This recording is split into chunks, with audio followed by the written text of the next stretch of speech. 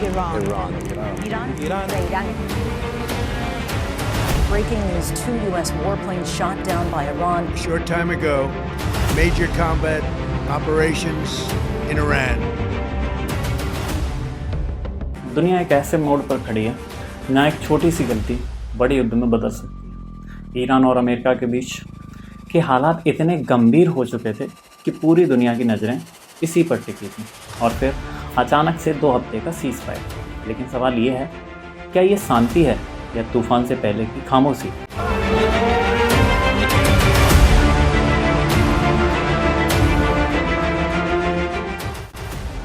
इस कन्फ्लिक्ट की जड़ें बहुत पुरानी हैं।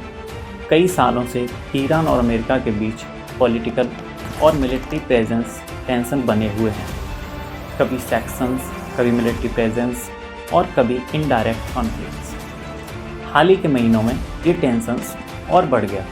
मिसाइल थ्रेट्स, साइबर अटैक्स और लगातार बढ़ती बयानबाजी।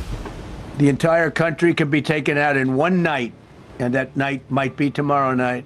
हालात तब बिगड़ने लगे जब दोनों देशों के बीच डायरेक्ट कॉन्फ्रंटेशन की खबरें सामने आने लगी। एयर स्ट्राइक्स, जवाबी हमले और स्ट्रेटेजिक लोकेशन पर टेंशन। ऐसा लग रहा था कि फुल स्केल वॉर कभी भी शुरू हो सकता है।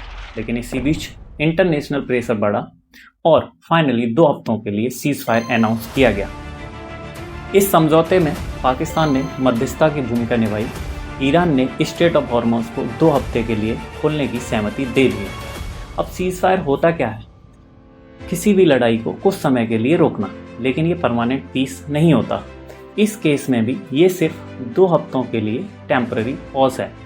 एक्सपर्ट्स का मानना है कि ये समय दोनों देशों को निगोशिएशन का मौका देता है। लेकिन अगर टॉक्स फेल हुए, अगर ईरान और अमेरिका के बीच बातचीत फेल हुई, तो सिचुएशन बहुत ज़्यादा खतरनाक हो सकती है। ख़ास तौर पर स्ट्रेट ऑफ हॉर्मुज़ जैसे रूट्स काफ़ी क्रिटिकल हैं। अगर यहाँ डिस्ट्रप्शन हुआ तो फ्यूल प्राइसेस बढ़ेंगे, जिसका असर भारत जैसे देशों की इकोनॉमी पर भी पड़ सकता है।